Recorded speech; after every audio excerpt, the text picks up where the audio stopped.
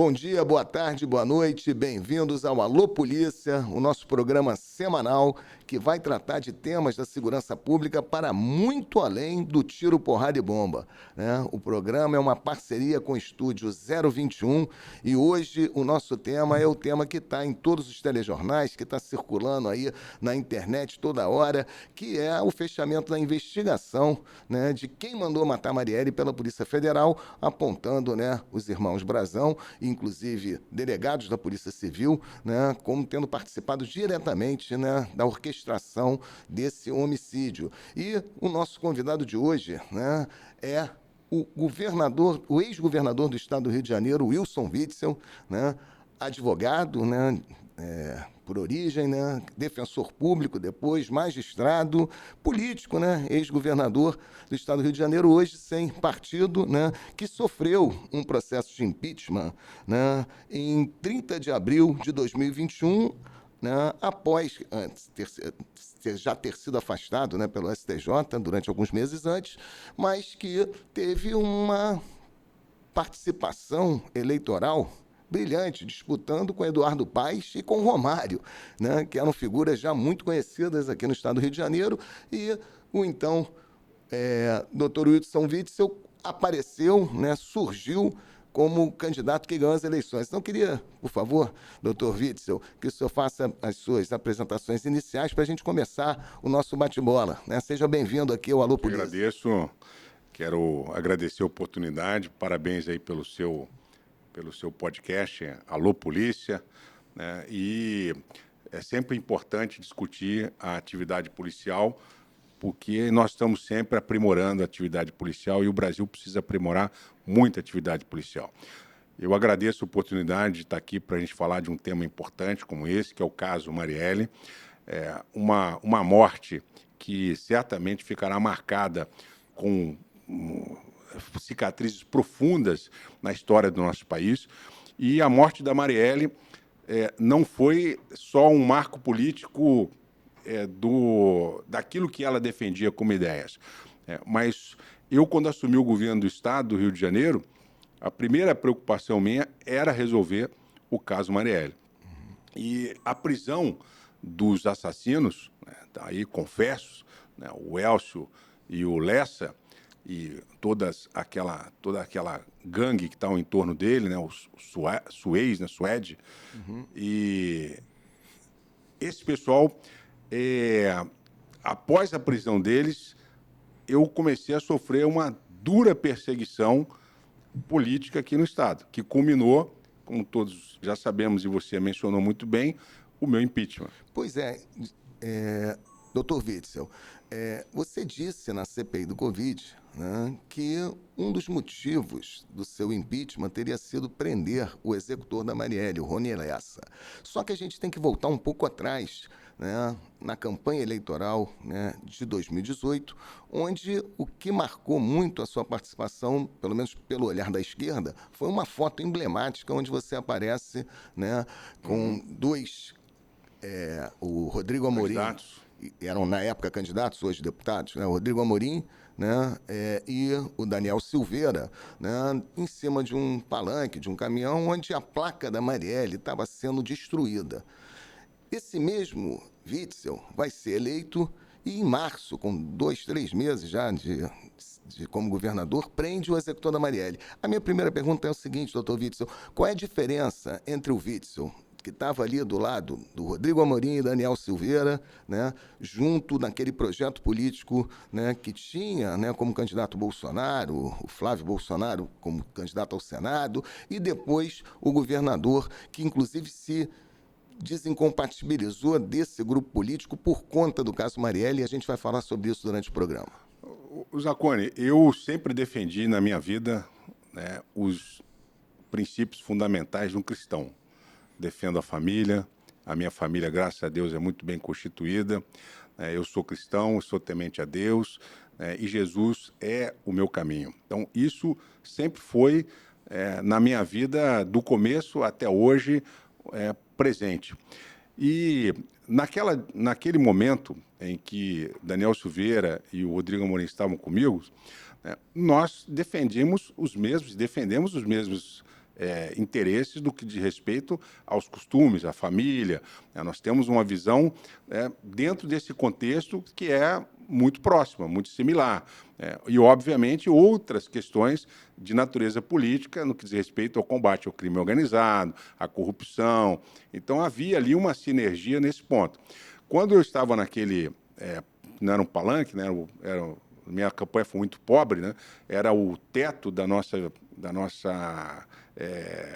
van, que era blindada, então eu subi no teto para fazer um discurso para a população de Petrópolis que ali estava. E foi um discurso em cima das nossas pautas. O objetivo nosso é combater o crime organizado, enfrentar o tráfico de armas, o tráfico de drogas.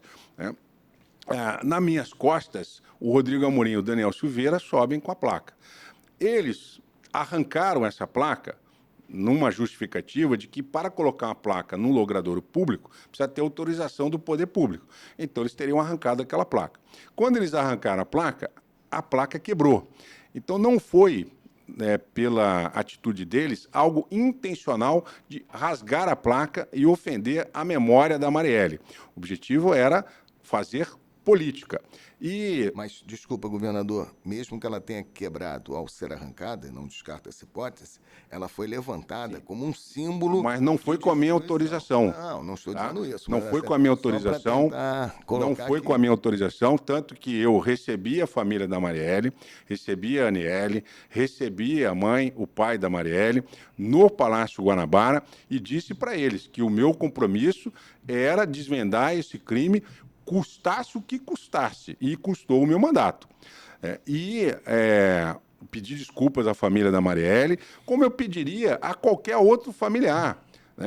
Como você falou, eu fui defensor público, eu atuei no sistema penitenciário, eu conheço o drama das famílias, embora não, em momento algum, na minha administração, nós passamos a mão na cabeça de bandido. Mas eu não admito que se faça qualquer ato que seja contrário ao direito. Então, no caso da placa, eu entendi que foi uma atitude equivocada, pedi desculpas à família da Marielle e, evidentemente, que eu mostrei que eu não tenho absolutamente nenhum lado sórdido, sarcástico, de ofender a memória dela. Tanto que nós mandamos prosseguir com a investigação e, o objetivo que nós estamos aqui hoje é discutir isso. Então, para mim, foi um ato infeliz da parte deles. Acredito eu que essa questão já foi esclarecida, acredito eu que a própria esquerda já deveria ter digerido isso, digamos assim, porque toda vez que é colocada uma frase, uma imagem e tal, eles vêm com essa foto da placa da Marielle.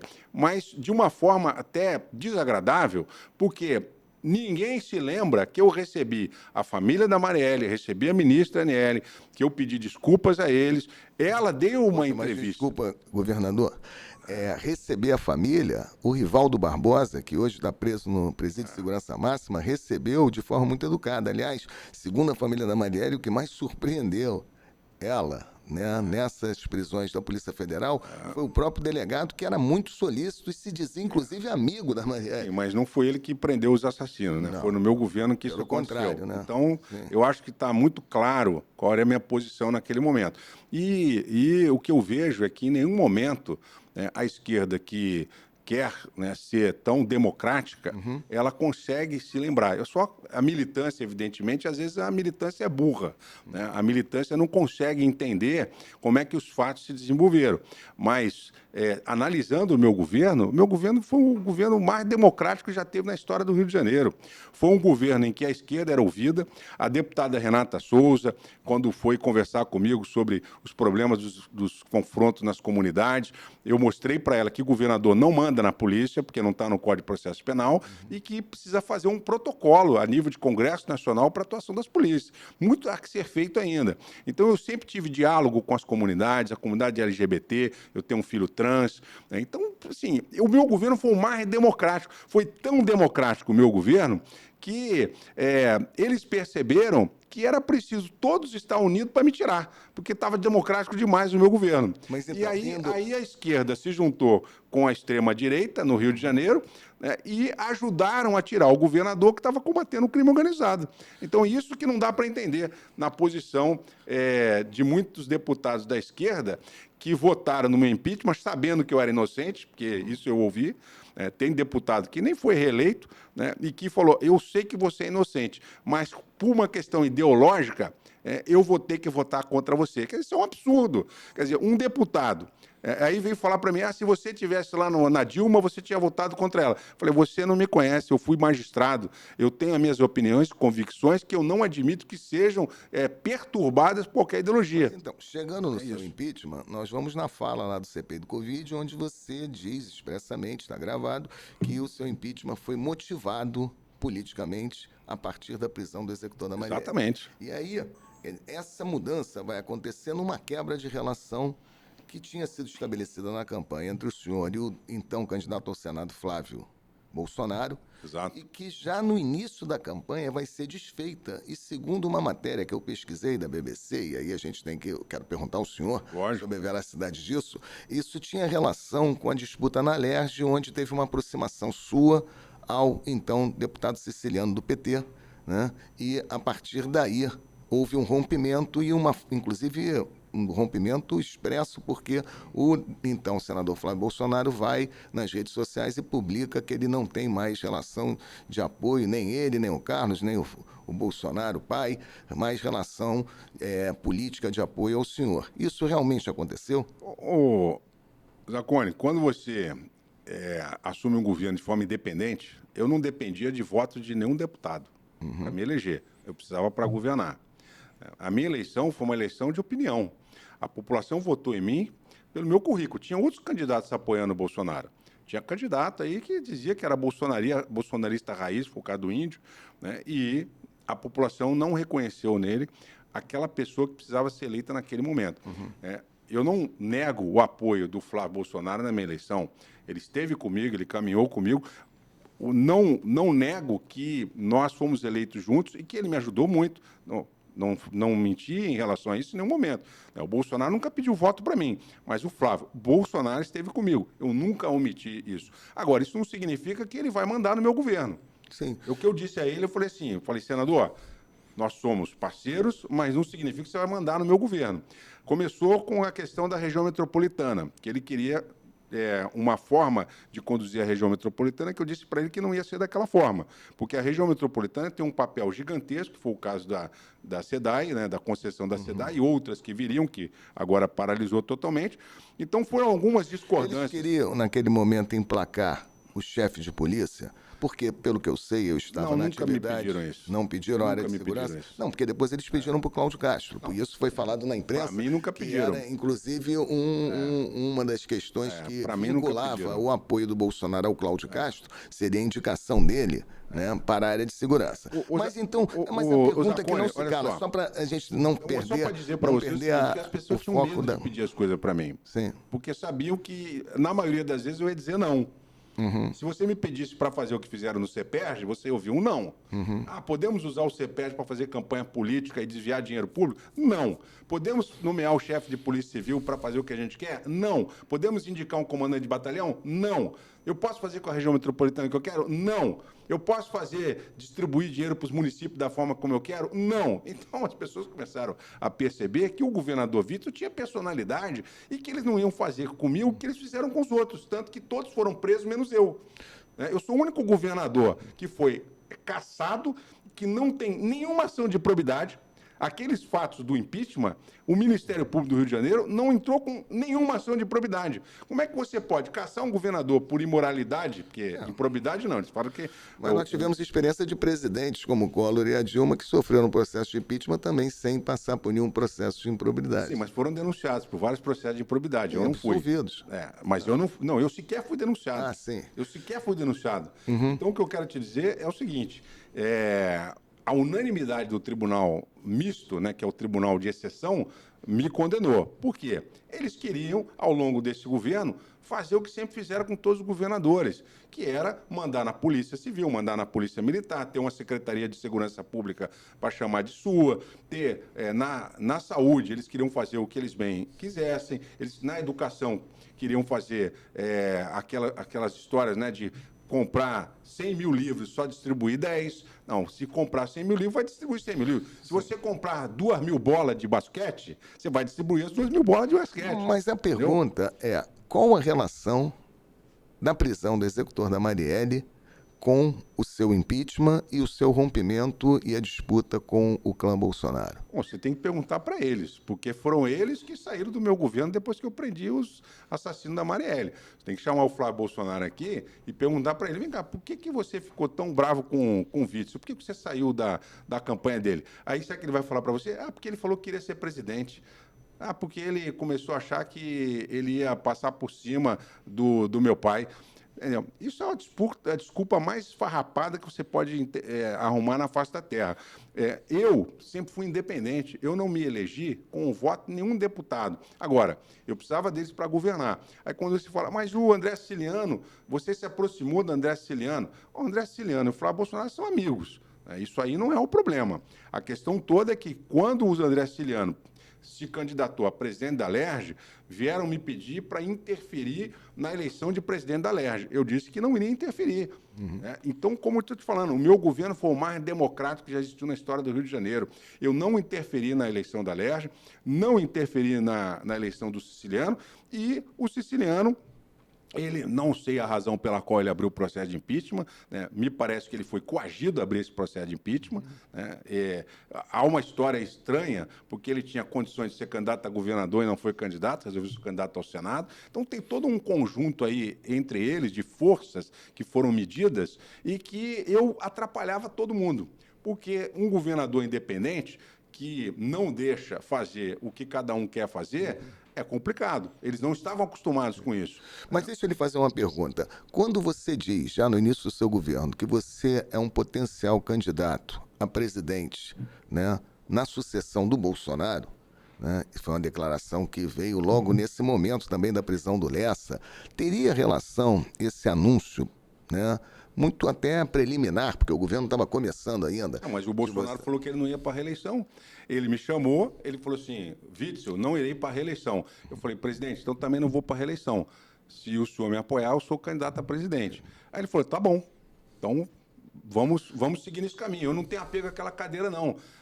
Você, o Dória, quem mais quiser aí, vocês podem disputar a cadeira aí. Né? Agora, só não me atrapalha. Eu falei, não, atrapalhar não, muito pelo contrário. Nós estamos aqui para te ajudar. Você pode contar comigo que, naquilo que for possível, eu vou te ajudar. E levei para ele 10 pedidos que eu queria que o Rio de Janeiro fosse atendido. Um deles é privatizar o Porto do Rio de Janeiro, acabar com essa companhia Docas que tem no Rio de Janeiro, era retomar o arco metropolitano para eu poder concessionar o arco metropolitano.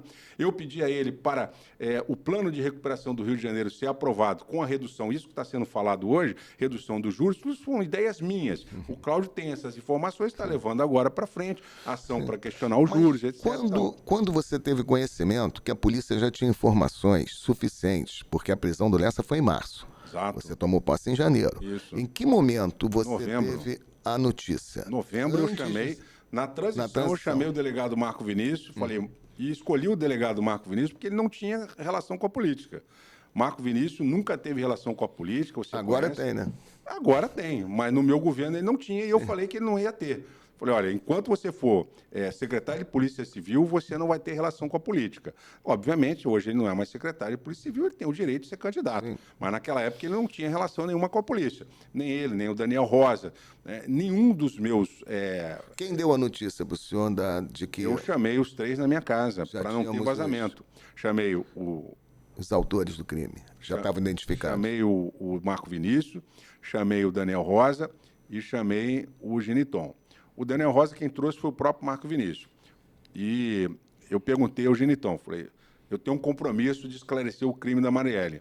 Eu quero que você me diga o que você tem Não precisa me dizer nomes nem dados. Eu quero saber se você tem provas, pela sua experiência profissional, de quem praticou o crime, de quem mandou praticar o crime, quem financiou o crime.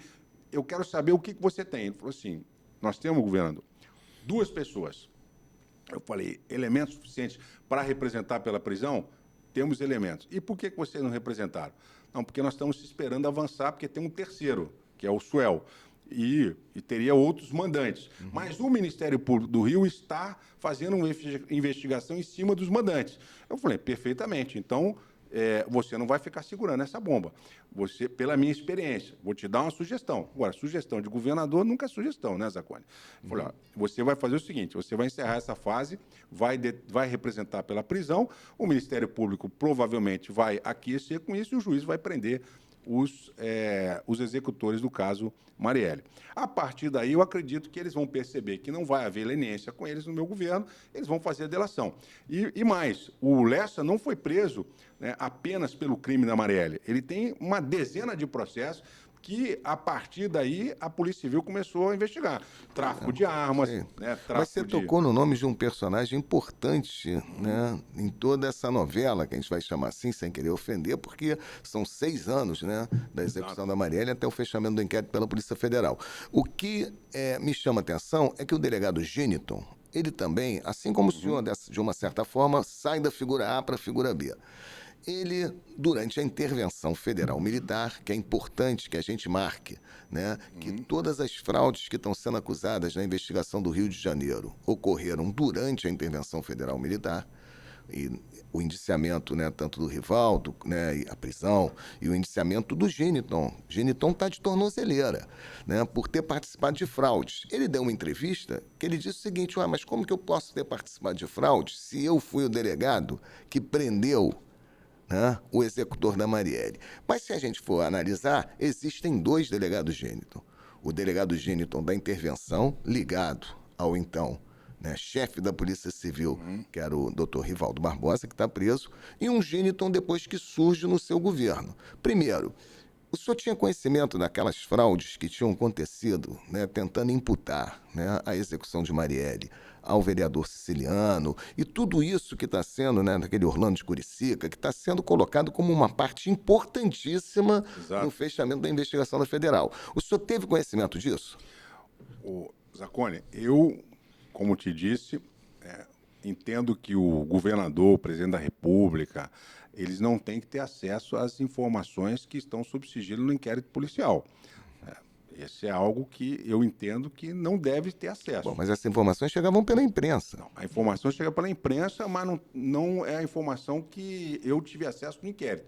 Como magistrado que fui, você delegado, sabe muito bem que para nós não interessa o que está se falando, interessa o que está nos autos. E eu não tinha acesso aos autos. E quem tem acesso aos autos eram os delegados. Razão pela qual a informação Mas o senhor, como governador, a partir do momento que tinha essas notícias, o senhor não chamava os delegados para saber o que estava acontecendo, se aquilo era verdade? Eu conversei com eles uma vez na minha casa. E disse a eles o seguinte, vocês têm elementos para prender os assassinos? Temos elementos para prender os assassinos. Agora, mandante, etc. e tal, está sendo investigado pelo Ministério Público. Então, represente pela prisão. A partir daí foi representada a prisão. O Geniton estava visivelmente esgotado. Eu percebi isso quando eu conversei com ele. E, evidentemente, que eu tenho experiência, né? Fui juiz federal, militar, então eu sei reconhecer quando alguém está emocionalmente abalado. Era preciso que renovasse com pessoas tão experientes quanto para que se pudesse dar seguimento. E, ademais, toda aquela investigação internamente ali, o Daniel Rosa teria condições de assumir perfeitamente. Tanto que ele assumiu a investigação, a partir da investigação dele, prendeu o Suez. Né? Então, a partir da investigação da Polícia Civil, ela foi avançando em cima do Lessa. Pois é, mas voltando no Geniton... A partir da investigação da Polícia Civil, houve a busca e apreensão em cima da mulher do Lessa e apreenderam o celular dela. Com a apreensão do celular dela, apareceu a planilha do condomínio Vivendas da Barra. O promotor de justiça do caso encaminhou a Polícia Civil e falou, apareceu aqui uma coisa esquisita do porteiro. Não, vamos chegar e aí lá. aparece o porteiro. Então, toda a investigação avançou no meu governo. Sim. Né? Não, agora, inclusive, o Geniton, ele deu uma entrevista dizendo que havia uma relação pessoal entre a família Bolsonaro e o Lessa ao declarar que investigou, que inclusive tinha conhecimento de um namoro entre o filho do Bolsonaro Tudo e isso a está sendo filha do Lessa. investigado. Sim, mas ele falou isso para a imprensa. De repente ele sai, ele é mandado para a Itália para fazer um curso, entendo isso como uma premiação, porque Evidente que eu foi. não conheço nenhum histórico anterior de um delegado que tinha conseguido Mas era a minha intenção não só com o Geniton. Eu já tinha feito isso com outros policiais. essa oportunidade. Eu estava dando oportunidade aos policiais para se aperfeiçoar. Como na Itália nós tivemos a Operação Money Política, as Mãos Limpas, e nós tivemos muito intercâmbio com os italianos, com os americanos, né, através da Associação dos Juízes Federais, eu entendi que não era uma cultura da Polícia Civil do Rio de Janeiro. E, na minha visão, a Polícia Civil precisa se aperfeiçoar. Então, eu vou mandar você como primeiro, pelo trabalho que você fez, até para você se aperfeiçoar e voltar, inclusive, para o próprio caso, né, com uma expertise melhorada, etc. e tal. Esse era o objetivo, era uma política pública. Mas ele voltou, foi para a 16ª DP, ainda sob seu governo, né? Ele assumiu a titularidade da delegacia da circunscrição do Vivendas da Barra, né? Que é aonde nós vamos chegar na questão da primeira vinculação, né? Que ia além do Lessa morar no condomínio do Isso Bolsonaro. aí tem que ser investigado. Sim, tinha que ser investigado, ok. Tem notícia, e isso foi falado pelo Bolsonaro, que você comunicou a ele que o inquérito já estava no STF, no Clube Naval. Você falou no ouvido dele. Eu estou falando de pesquisas porque eu fiz uma O pesquisa. Bolsonaro pode falar o que ele quiser, né? Sim, quem tem boca fala o que quer. Até Pode falar o que ele quiser. tem um ex-chefe de polícia que diz que até papagaio fala. Pois Houve esse encontro do senhor com o Bolsonaro, onde o senhor informou... Para tratar de questões de Estado. Né? Não houve essa comunicação? Não, nunca comuniquei ao Bolsonaro que tinha um inquérito no Supremo Tribunal Federal que falava no nome dele. Não. O vazamento da questão do porteiro foi pela imprensa, foi o Jornal Globo. O Bolsonaro tomou conhecimento através da Rede Globo de televisão, que o porteiro tinha mencionado o nome dele, e aí ele fez aquele escarcéu lá de Dubai, de noite, de madrugada. Atenção porque que ainda, né, sobre a investigação ainda no seu governo, não foi muito divulgado, no sentido de cobrado, a manipulação que houve pela família Bolsonaro, principalmente pelo Carlos, do sistema de monitoramento dos computadores lá da recepção do condomínio. Parece que ele teve acesso foi a esse... denunciado várias vezes. Eu mesmo, na CPI, disse, recentemente dei uma entrevista, dizendo que até hoje não apareceu lá a central do condomínio. Veja, o Bolsonaro botou na cabeça dele que, às vezes, a gente mede as pessoas pela sua própria régua, né? Ou por alguém ficar botando minhoca na cabeça dele. Que eu estaria manipulando tudo isso para poder derrubá-lo e ser candidato a presidente. Essa era a visão dele. Então, não sei por que ele pensou dessa forma, enfim, ele é que precisa esclarecer isso. Agora, o fato é que, em nenhum momento do meu governo, eu interferi nas investigações, eu perguntei o que estava, o que deixava de estar no inquérito, e as coisas aconteciam pela imprensa. Como eu te falei, meu governo foi o mais transparente, o mais democrático da história do Estado. Então, essas informações chegavam ao Bolsonaro e ele enlouquecia com isso tudo. Fez aquela cena lá em Dubai, me chamando de traidor, aí todo mundo começou a me chamar de traidor, quando traidores eram os que estavam falando essas coisas para ele, esses absurdos para ele. Porque tirou do Bolsonaro, né, um governador que poderia estar dando apoio a ele até a reeleição. E ele foi destruindo toda a sua base. O que aconteceu com o Bolsonaro é que ele brigou com o Dória, brigou comigo, brigou com o governador Moisés. Ou seja, alguém foi minando na cabeça dele e ele não percebeu que ele destruiu toda a base dele de governadores. Sim, eu acho que essa briga também acaba também se relacionando com a briga que ele teve com o então ministro Moro.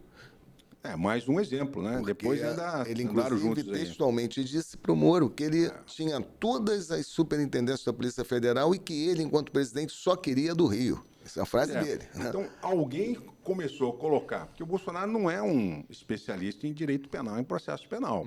E alguém botou na cabeça dele que estariam manipulando. Alguém tinha interesse de me tirar. O que eu vejo é isso aí. Alguém tinha interesse de me tirar, porque eu estava incomodando o Rio de Janeiro.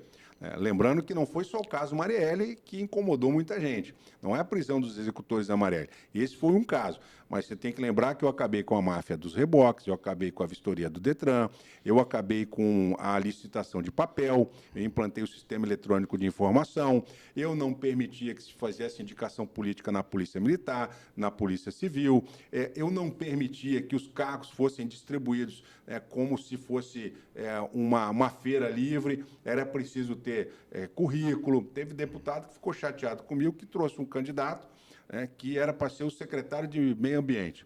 Aí dizia que o candidato tinha 5 doutorados. Eu falei, bom, um candidato com 5 doutorados deve ser um candidato muito bom, até porque eu terminei o meu doutorado no mandato e sei exatamente, já fui pró-reitor de graduação e sei exatamente o que é ter 5 doutorados. Quando eu fui checar os doutorados do cara, não tinha nenhum, era mentira. Você terminou seu doutorado na UF? Graças a Deus, terminei na UF, Ciência Política. E agora estou trabalhando na minha tese de pós-doutoramento. Agora, então o deputado ficou bravo comigo. E esse deputado virou meu inimigo. Porque ele queria a Secretaria de Meio Ambiente para chamar de sua, quando nós tínhamos vários problemas para serem enfrentados, com as lagoas do Rio de Janeiro, tinha um problema de tratamento do Piçã, do tempo seco, para poder despoluir a Baía de Guanabara. Então, veja bem, o meu governo foi um governo que tinha um planejamento. Nós tínhamos quase 70 páginas de plano de governo. Nunca vi na história do Brasil um plano de governo com 70 páginas. Sim, mas nós tínhamos. Mas se foi o caso Marielle, que foi o estopim para sua derrubada, né? Não foi só o caso Marielle. Sim. Foi uma série. O caso Marielle foi contundente. O caso Marielle foi na ferida. Porque, desagradou interesses. Tem a família Brazão aí envolvida. Não sei se realmente vai chegar a essa conclusão, mas pelo que nós estamos vendo, veja bem, a família Brazão nunca falou comigo. O Chiquinho Brazão nunca esteve no meu gabinete. E o que é deputado estadual, ele trocou meia dúzia de palavras comigo. O atual deputado estadual. Então, veja bem, as pessoas tinham medo de falar comigo, porque sabiam que comigo não tinha conversa mole. Eu vou indicar fulano para o Detro. Tá bom, ele conhece de transporte público? Ele entende de transporte? O meu secretário de transporte era um engenheiro de transporte, o Delmo. E aí você vê que quando eu saio, o meu interino nomeou o Juninho do Pneu para ser o secretário de transporte. Então, assim, o que eles queriam é fazer uma bagunça, como está hoje. Sim, mas deixa eu tirar uma dúvida, porque existem alguns personagens envolvidos no caso Marielle que foram mortos, O Macalé e o Adriano da Nóbrega, que foi morto na Bahia. Em relação ao Adriano... modus operandi, né? Pois é, mas esse é que é o problema. O Adriano da Nóbrega foi morto numa operação da Bahia conjunta com as polícias do Rio de Janeiro. Isso é fato. E naquele momento o senhor era o governador. Então as polícias... O governador da Bahia era o Rui Costa. Não há dúvida disso. Quem permitiu que a polícia do Rio, se é que teve envolvimento com a polícia de lá, foi o governador da Bahia. Como eu te disse, o governador também não manda em polícia. Essa é a minha pergunta para o senhor. Conforme o senhor disse, essas mortes são, no mínimo, suspeitas, porque eram personagens importantes para a elucidação do caso, e que estavam ali numa situação... Você vê que quando vai avançando a investigação, o crime organizado vai tentando apagar as pistas. Sim. Porque ele percebe que não vai ter como parar. Sim. Esse governador tem que parar ele, tem que dar um jeito de tirar esse cara. O senhor acha que a família Bolsonaro, vamos botar assim, porque a gente tem 01, 02, 03, mas mesmo com a ruptura sua com Flávio, ainda havia influência da família Bolsonaro nas polícias do Rio de Janeiro? Olha, porque, repara, a gente sabe, nós sabemos que as polícias deram muito, os policiais principalmente, não a polícia enquanto instituição, mas muitos policiais tinham relações muito próximas com esse grupo. Não, mas a Polícia Militar tem 40 mil homens, Você vai falar meia dúzia aí. A Polícia Militar queria uma proteção jurídica para a atuação delas, uma vez que no governo do Sérgio Cabral e do Pezão, essa corregedoria unificada fez muita covardia com os policiais, o policial era punido sem praticamente direito de defesa, então os policiais tinham esse pedido, a melhoria do salário, lembrando que eu assumi o governo do Estado, e no dia 1º de janeiro, o Bolsonaro tirou a GLO do Rio de Janeiro, 3 mil militares, que para mim não fazia falta. Eu disse a ele, pode tirar porque não faz falta. Aí eu aumentei o segurança presente, que é o que tem hoje, aumentei o RAIS dos policiais e iniciei um trabalho para reconstruir estruturalmente a Polícia Civil e a Polícia Militar. Os policiais apoiaram o Bolsonaro e me apoiaram porque eles tinham essas reivindicações. Sim. Mas por que eu fiz essa pergunta do Adriano da Nóbrega? Porque também na pesquisa, né, tem lá que a esposa do Adriano da Nóbrega fez uma delação onde ela dizia que o Adriano tinha doado um valor de 2 milhões para sua campanha e que Até por hoje conta... eu estou procurando esse Sim, dinheiro aí. 2 milhões? sim, Eu tô e que procurando. por conta da denúncia que o Ministério Público já tinha feito contra ele, e ele passou a ser foragido a partir da denúncia do MP, que ele tinha virado um troféu, né, para o seu governo. E aí, por isso que eu estou perguntando se havia, né, Acho que não, isso é um qual foi a participação da Polícia do Rio de Janeiro na operação da Bahia Pô, que resultou na morte do Adriano da Nóbrega? Marconi, você foi delegado, eu fui juiz. Quando a parte não tem razão, ela culpa o juiz. Ela diz que o juiz é que é ruim.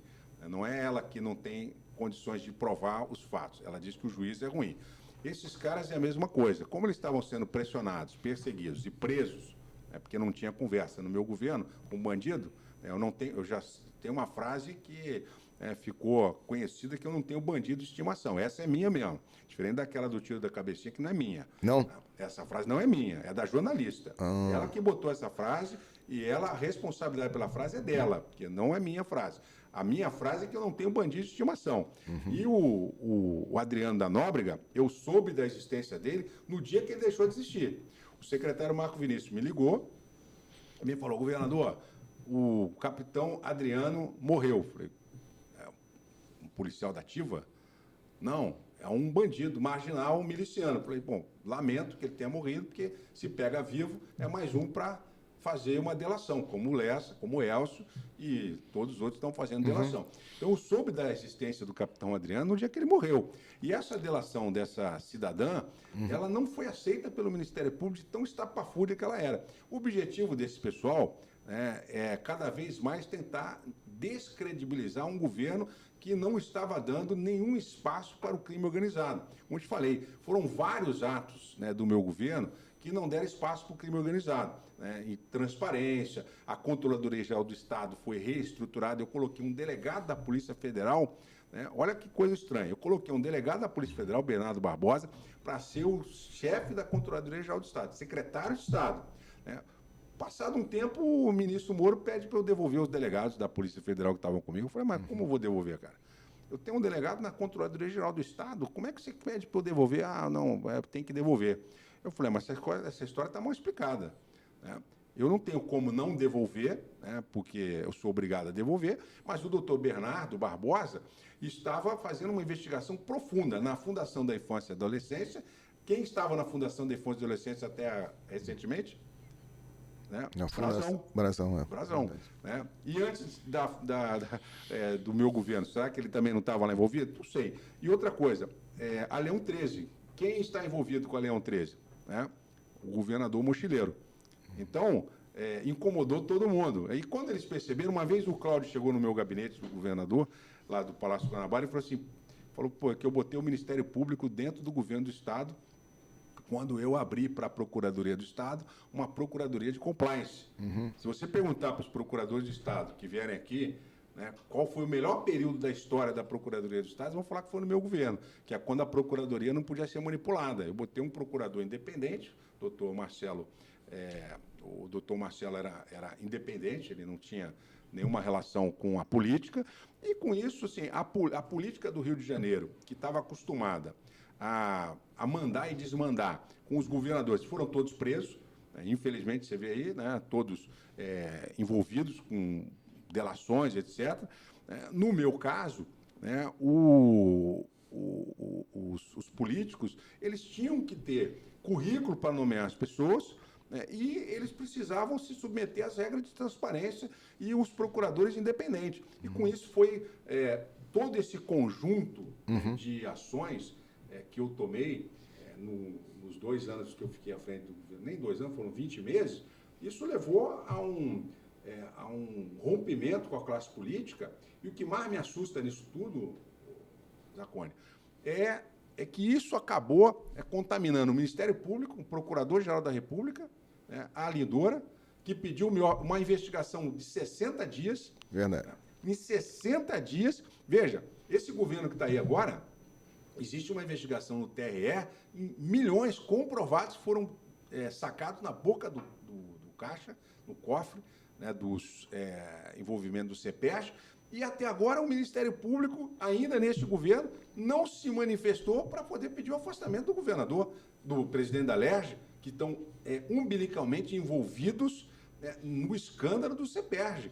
E nada é feito. Então, eu fico assim, preocupado, né, porque a rapidez com que o Ministério Público Federal, na pessoa da doutora Lindora, pediu o meu afastamento e até a minha prisão, que foi negada pelo STJ, e o STJ, aí é uma meia-culpa que tem que ser feita. Afasta o governador por 6 meses, depois me afasta por 1 ano. Ou seja, era para permitir a minha cassação. Né? Porque ninguém afasta o governador por 18 meses, né, da forma como eu fui afastado, numa investigação que não tinha 90 dias. Essa é a questão, doutor Witzel. Nós estamos falando aí de uma movimentação que o governo Bolsonaro e grupos, né, ligados ao Bolsonaro fizeram para que a investigação da Marielle não andasse. Né? O senhor vai na CPI e diz que isso tem relação com o seu impeachment e o senhor não foi... Isso, né, do meu calvário. Sim, e o senhor não foi chamado, porque, sinceramente, eu sou delegado de polícia em qualquer país que se investiga um crime político. Um crime político, que um ex-governador vai numa CPI, né? A CPI me chamou, me convocou. Né? Sim, vai convocado. E ele dá uma declaração que o seu processo de impeachment tem a ver com a execução de um crime que está sendo investigado, ele deveria ser chamado, entendo eu, para esclarecer. Se o senhor fosse chamado em sede policial, na Polícia Federal, para explicar, né, aquela frase que o senhor disse lá na CPI do Covid, né, e a pergunta fosse, doutor Witzel, qual a relação do crime da execução da Marielle Franco com o seu processo de impeachment e que grupo é esse que estava, né, por trás de proteger, né, os autores ou de evitar a elucidação de um caso. Vou dizer o seguinte, se eu for chamado, evidentemente que eu vou comparecer. Sim. Né? Testemunha não é convidada, testemunha é intimada. Então, sempre estou à disposição para esclarecer qualquer fato. Agora, a forma pela qual você está me perguntando, eu ia responder para o agente o seguinte, pede ao ministro Alexandre de Moraes para me nomear juiz instrutor, que eu vou dar a resposta para vocês. Porque eu, como vítima, não tenho como te responder aquilo que você tem que investigar. Você que tem que investigar quais eram as ações que foram articuladas para derrubar um governador. Então, se você está me fazendo essas perguntas... Mas se o senhor disse que isso tem relação com a execução da Marielle, porque o senhor tem alguma informação. É só analisar os fatos. Os fatos eu já dei. Ou seja, no momento que eu assumo o governo do Estado, que eu mando prender a Marielle... os executores da Marielle. Os executores da Marielle, há um rompimento com o meu governo. E, a partir daí, eu começo a ser investigado, né, numa história estapafúrdia dos hospitais de campanha, que teve isso, que teve aquilo. Até hoje não tem absolutamente nada comprovado. Os processos contra mim foram todos anulados, são absurdos os processos contra mim. Tem coisas ali que o juiz Marcelo Bretas fez e que ele vai ser responsabilizado naquele processo. Então, coisas assim que foram pessoas que se movimentaram de uma forma obscura e que até agora não foram investigadas. Né? Ou seja, alguns estão. Bretas está afastado por várias das coisas que ele praticou, né, e contra mim foi mais uma ação dele que ele praticou, ilegal, né, um juiz que faz o que ele fez. Aí, quando o processo ele determinou busca e apreensão, etc. e tal, sem poder, porque eu tenho prerrogativa de foro. Então, isso é uma ilegalidade. E depois, quando o processo volta do STJ, ele se dá para o suspeito. Ele falou, não, eu não posso continuar nesse processo. Quer dizer, antes, quando ele compartilha as provas para o STJ, ele não é suspeito. Quando o processo volta do STJ, já eu cassado, agora, peraí, eu sou suspeito. Então, isso tudo, né, na mesma forma como eu sempre faço essa relação... Aliás, é um outro personagem que esteve junto com o senhor, apoiando, de uma certa forma, a sua candidatura e que depois teve um rompimento. Porque, veja bem, as pessoas se aproximam da gente com alguma coisa na cabeça que não é possível. O Marcelo Bretas, ele chegou para mim e perguntou se ele podia ser candidato a prefeito. Eu falei, meu filho, você ser candidato a prefeito depende de mim. Né? Você não tem noção do que é ser prefeito do Rio de Janeiro. Agora, para você ser prefeito, você tem que, primeiro, pedir a exoneração da magistratura, fazer o que eu fiz. Aí a gente vai conversar se você pode ou não ser prefeito. né? E não é simples assim, precisa conhecer a cidade, precisa ter um plano de governo, etc, etc, etc. Então, veja, as pessoas fazem algumas fantasias na cabeça dela, depois essas coisas não se concretizam, e o sujeito fica alucinado. O caso do Marcelo Bretas, ele me disse que o presidente Bolsonaro tinha oferecido a ele para ser ministro supremo. Se o presidente falou ou não, eu não sei. Tá? Mas isso é um indicativo grave de alguém que estava à frente de uma investigação contra mim com uma promessa de assumir um cargo público. Para mim, isso é corrupção. Né? Então, como eu estou te falando, eu não sou ouvido. Né? Durante o meu processo de impeachment e durante essas investigações, na Polícia Federal não fui ouvido. Interessante que o dia que eu fui chamado no Ministério Público, tinham 3 procuradores da República para me ouvir, curiosamente, meu depoimento foi interrompido, né? Porque o ministro resolveu dar uma decisão lá para dizer que eu não tinha sido intimado, etc. Assim, acho muito estranho, muito esquisito, né, que um governador eleito pelo povo, com mais de 4.600.000 votos, que não devia favor a político nenhum do Rio de Janeiro, que combateu o crime organizado, que deu solução a um caso importantíssimo, o caso da Marielle, de repente ser investigado, ser afastado por 180 dias, ser cassado, né, num processo como esse. Nenhuma daquelas denúncias que estão no impeachment, que são estapafúrdias, que eu prometi 8 hospitais de campanha e entreguei 2, num momento como a gente estava vivenciando. Peraí, se você for punir um político porque ele promete que vai entregar uma obra e não entrega, você tem que caçar, então não vai sobrar um no Brasil. Mas esse foi o motivo do meu impeachment. E uma decisão que eu dei fundamentada num processo, e aquela decisão, eles disseram que eu dei para favorecer fulano, ciclano e beltrano, sendo que nunca encontraram um centavo vindo de ninguém para a minha conta corrente em relação a isso. Ou seja, é uma cassação estranha, que envolve uma série de fatos, dentre eles o caso da Marielle, e eu nunca fui ouvido. Sim. Então, doutor Vítor, nós já estamos encaminhando para o final do programa.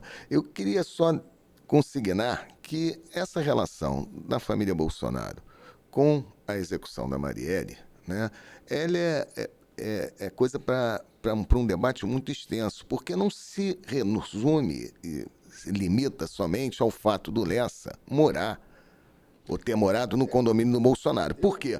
O Lessa pertencia a um grupo criminoso, né, que inclusive está no inquérito da Polícia Federal, considerado escritório do crime. Esse escritório do crime tinha outros personagens, o Adriano da Nóbrega, que morreu na Bahia, é um deles, que tinha a mãe, né, e a esposa e a sogra, né, a mãe, né, lotadas no gabinete do senador Flávio Bolsonaro. Né? Nós temos ainda o Queiroz, que tem, né, ligação, medalhas que foram oferecidas na Alerj. Ou seja, existe um relacionamento político desse grupo com a família Bolsonaro, e isso já foi, né, mais que divulgado. E, aliás, acho que nem a própria família Bolsonaro nega isso, porque não tem como negar. Né? Então, a questão toda é o seguinte: agora se chega ao final da investigação da Federal, meio que afastando qualquer possibilidade de haver, né, um envolvimento, né, da família Bolsonaro com crime, né, e que é como se nada do que eles fizeram durante todo esse período, e inclusive o senhor aponta o seu impeachment como um dos movimentos que foram feitos por conta da prisão do Lessa, é como se eles não tivessem nada a ver com isso. Bom, mas conforme eu disse antes, eu acho que ainda tem muito caroço nesse angu, porque o fato, né, do Rivaldo Barbosa, delegado de Polícia Civil, que está preso, né, num presídio de segurança máxima, apontado como o autor imediato, aquele que participou, inclusive, do planejamento da morte da Marielle, ter sido indicado como chefe de polícia na intervenção federal militar, eu acho que isso tem que também ser checado. O senhor não acha que ainda precisamos investigar outras coisas, que o inquérito não pode ser simplesmente finalizado com as informações que nós temos até agora? Eu confesso a você que fiquei assustado com a fala do ministro Lewandowski dizer que estava encerrada a investigação. Okay? Nesse ponto eu fiquei assustado, porque, como você falou, tem muito caroço nesse angu ainda. E é preciso também pensar o seguinte: eu tenho experiência nessa área criminal, como te falei, passei quase 20 anos na magistratura federal e sempre fui uma referência no direito penal e processual penal entre meus pares na magistratura. Então, quando uma delação ocorre, eu sempre digo o seguinte: a delação do sujeito preso é o pau de arara moderno. Então, qualquer delação, Concordo. eu sempre vejo com muita, com uma lupa muito, com muita, Cuidado. assim, muito cuidado, né? Até porque é meio de prova. A delação não é prova. Quer dizer, eu vejo exatamente isso, porque a delação do sujeito preso, ele fala o que todo mundo quer ouvir. Uhum. Eu tenho relatos que posteriormente serão divulgados, né, e usados judicialmente, de pessoas que estavam presas e foram procuradas por autoridades, eu não vou revelar agora, para falar o que eles tinham para falar de mim. Se não tem, inventa. Uhum. Você não vai sair daqui. Essa foi a frase. Se você não tem, inventa, porque senão você não vai sair da cadeia. E eu acho muito estranho que um determinado personagem, durante o impeachment, ele estava preso. Durante a prisão dele, ele foi interrogado, ele falou assim, eu não tenho nada para falar do governador Witzel, eu tive com ele uma vez só. Aí, quando ele sai da cadeia, ele faz uma confissão de coisas completamente absurdas, que nenhuma delas são verdade. Esse cara prestou depoimento no processo de impeachment. Né? Então, o que eu vejo é o seguinte, a delação hoje é o pau de arara moderno. Se o sujeito faz uma delação solto, porque ele teve vamos dizer aqui, um momento da consciência dele de querer ajudar, etc. Sim. E tal, eu acho que esse é o sentido da delação. E eu acho que o problema é uma certa esquizofrenia, porque quando foi na Lava Jato, né, a esquerda toda questionava a delação como prova. Pois é, E agora, exatamente. quando você Tá tem virando a rainha das provas, os seus inimigos que estão no alvo, né, E uma coisa passa a ser a curiosa, rainha das provas. E isso é mas muito deixa eu ruim. falar uma coisa curiosa, Zacconi. Eu, magistrado que fui, juiz federal, eu sempre, quando tinha um réu confesso, né, o direito penal ele diz o seguinte, a confissão, né, não direito civil, pode ser considerada como válida, mas no processo penal a confissão não tem valor nenhum. No processo penal, a confissão, se ela não for corroborada por outras provas, ela não tem valor nenhum. Se a pessoa chegar na delegacia e falar assim, eu matei, tá, cadê o corpo? Sabemos que é uma necessidade da prova material. E ainda que haja o corpo, é preciso haver, né, os elementos de convicção que vinculem. Até porque ele pode estar omitindo o verdadeiro autor do crime. Então, quando o Lessa faz uma delação como essa, eu acreditei que ele fosse fazer a delação, né, mas ele demorou muito para fazer a delação. A delação dele foi uma delação que demorou muito, ele pensou muito para fazer a delação dele. Né? E, veja bem, eu fico muito preocupado quando ele, na delação dele, envolve, né, os delegados que o investigaram. Isso é preocupante. Envolve os delegados que o investigaram e, enfim, e se não tiver os elementos, como é que o delegado orientou ele a fazer a execução? Não era para fazer perto da Assembleia Legislativa, da Câmara dos Vereadores, para não ser um crime político. Então, a gente tem que olhar isso, que eu, às vezes, tento falar no português e temos que olhar isso com grano Salles, né? Em direito significa que com uma certa lupa, com muito cuidado, né? Porque a delação hoje ela é o pau de arara moderno. Eu vi delatores e fazendo delações que não se comprovaram posteriormente, e o que nós estamos assistindo hoje é um descrédito da justiça por centenas de inquéritos que viraram ação penal e que depois, como se falou no caso do Collor, tal, acabou virando simplesmente uma desgraça na vida da pessoa e não se comprovou absolutamente nada. Então, preciso ter muito cuidado com isso, e a investigação da Polícia Federal, com todo o respeito à Polícia Federal, eu sempre disse isso, vou voltar a dizer aqui, né? A Polícia Civil do Rio de Janeiro fez um grande trabalho de investigação, né? Não podemos negar. O Geniton, e eu disse isso no dia 19 de março, ele usou técnicas que não eram conhecidas até então na investigação de homicídio. E a Delegacia de Homicídio do Rio de Janeiro teve muito sucesso em vários homicídios que foram investigados. A Polícia Federal, eu fui juiz federal e vou te dizer, quantos homicídios a Polícia Federal já investigou na existência dela? Poucos. Não tem a expertise. Da mesma forma que a Polícia Civil não tem a expertise de fazer, por exemplo, uma ação controlada, uma infiltração de agente, né? A Polícia Federal não tem expertise. Quando pediram para fazer a federalização do crime, Na época, tecnicamente, eu fui contra. Por quê? A Polícia Federal não tem a expertise de investigar crime de homicídio. Já a Polícia Civil do Rio de Janeiro tinha condições de fazer a investigação, tanto que chegou nos executores. Então, veja, o Geniton chegou nos executores. O Rivaldo colocou o Geniton para investigar os executores. E agora o Lessa vem e diz que os dois estão envolvidos, que são os caras que fizeram isso, o Rivaldo que atendeu a família da Marielle, etc. Então, assim, é preciso tomar muito cuidado, como você está falando. Eu concordo. Será que o Chiquinho e o outro também são, efetivamente, os caras que encomendaram o crime da Marielle? É importante que o Sim, senhor tá é muito colocando, complicado. porque quando nós falamos que é necessário apurar, né, mais coisas que ainda não estão esclarecidas, isso não é no sentido de defender, né, os irmãos Brazão, nem defender algum. ninguém. É justamente buscar uma narrativa que fique mais próxima, porque toda ser investigação justo. é uma narrativa. É ser um julgamento uma narrativa justo. que consiga dar todas as respostas necessárias para a execução da Marielle, que vocês viram, passou aí algumas fotos, eu estava ao lado dela, né, no momento que eu estava no PSOL, na campanha de 2018, e é bom dizer para os policiais que porventura venham nos assistir, que Marielle, ela criou dentro, né, da Comissão de Direitos Humanos da Alerj um setor para atender familiares vítimas, mas familiares de policiais vítimas em serviço. Ela, né, foi uma grande apoiadora do nosso movimento dos policiais antifascismo, do qual eu faço parte como coordenador nacional, né? E ela deu uma declaração uma vez, um pouco antes da sua execução, mostrando, né, como que o lugar do policial é o lugar da subcidadania no Brasil, infelizmente. Ela deu uma declaração dizendo que hoje, né, no Estado brasileiro, na estrutura do Estado brasileiro, o local que mais recebe negros no Brasil, na estrutura do Estado, é a Polícia Militar. Não existe uma outra instituição que tenha tantos negros. Magistratura, você conta nos dedos quantos negros tem, né?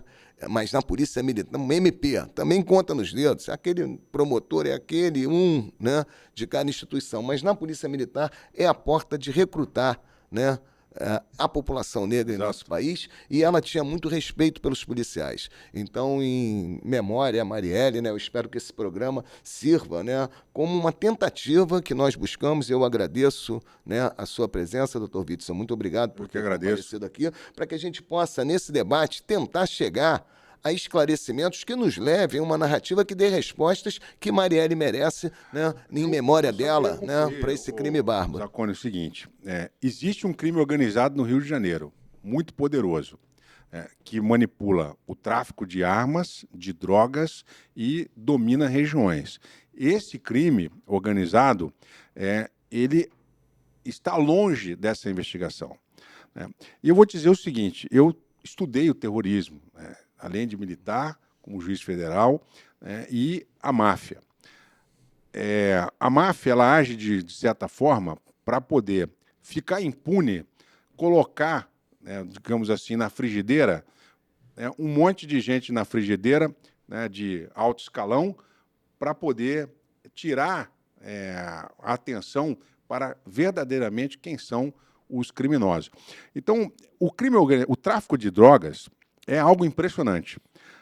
Eu, certa vez, julguei um processo em que o criminoso ele era dono de uma loja de carro importado, gigantesca aqui no Rio de Janeiro. Ele tinha uma madeireira no Mato Grosso, ele trazia a droga em troncos, para poder ser armazenada aqui no Rio e ser distribuída nos portos. Então, veja, o crime organizado... Mas hoje a gente tem, inclusive, as milícias, que também são, não é tráfico de drogas, vende drogas sem ser nomeado como tráfico de drogas. É a mesma coisa, é a mesma máfia. estrutura. É tudo máfia. Mas eu vou dizer o seguinte... Mas, não, só para concluir, Zacone, é preciso tomar muito cuidado, porque da mesma forma como eu vejo que o Bolsonaro foi manipulado, a máfia manipula. A Marielle, ela pode ter sido assassinada por esses bandidos de aluguel, esses assassinos de aluguel, exatamente para poder causar no Rio de Janeiro o que está acontecendo hoje. Hoje, quem está dominando o Rio de Janeiro é o crime organizado. O crime organizado ele age de forma a desestruturar as instituições de persecução criminal. O crime organizado matou a Marielle, tirou um governador. Veja bem, tirou um governador e alguém está por trás disso que nós não estamos enxergando.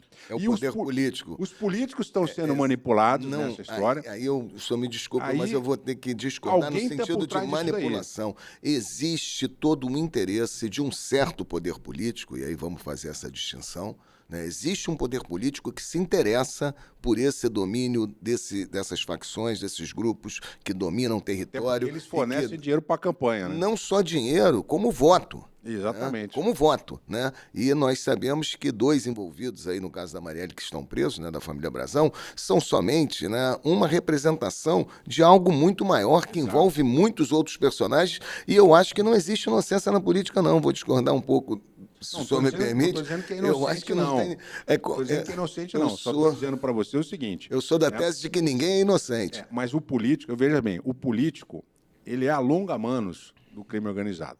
O crime organizado, ele tem dinheiro e ele precisa de poder. A máfia é assim.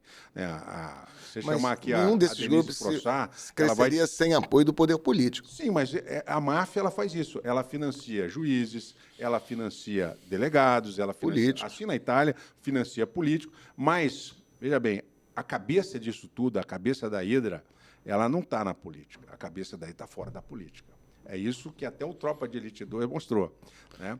Que a máfia que está por trás disso, que movimenta bilhões de dólares pelo Brasil de droga, os cartéis. Eu fiquei impressionado de ver um depoimento uma vez, a Helena estava comigo, de um empresário que foi cooptado pelo cartel de Medellín. O empresário de sucesso, de repente ele teve uma dificuldade, alguém chamou ele para operar a logística do crime organizado. O cara entendia de porto, o cara entendia de exportação, ele foi recrutado para poder operar a logística. Então, existe um poder paralelo que nós não estamos enxergando, esse poder paralelo, que é um poder que manipula políticos.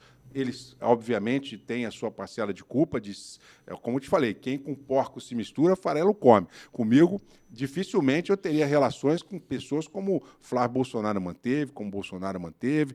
Eu não tenho relação, corto de imediato, porque a minha relação não é com essas pessoas, né? Eventualmente, você vai até ter contato, mas a pessoa já sabe com quem ela está falando, né? Sabe que comigo não tem conversa mole e que eu sou uma pessoa que não admito fazer qualquer coisa que esteja fora dos meus princípios. Então, existe, e é isso que nós não estamos enxergando, existe alguém que está por trás disso daí, que manipula a logística do crime, que manipula o dinheiro do crime, e que os instrumentos que nós temos hoje na Polícia Federal não estão enxergando. Sim, mas aí tem um detalhe que tem relação com o caso Marielle. Sim. Toda essa logística é protegida pelas estruturas do Estado. É usada. Isso foi revelado no caso Marielle. Sim. O que é mais temeroso é que hoje, quando a gente fala, né, de milícia, de grupos organizados, a gente está falando de grupos que estão dentro da estrutura de poder, e não é só dentro das delegacias, não. Estão dentro das assembleias legislativas, estão dentro das estruturas de poder. O Chiquinho Brazão, se é que ele tem envolvimento, né?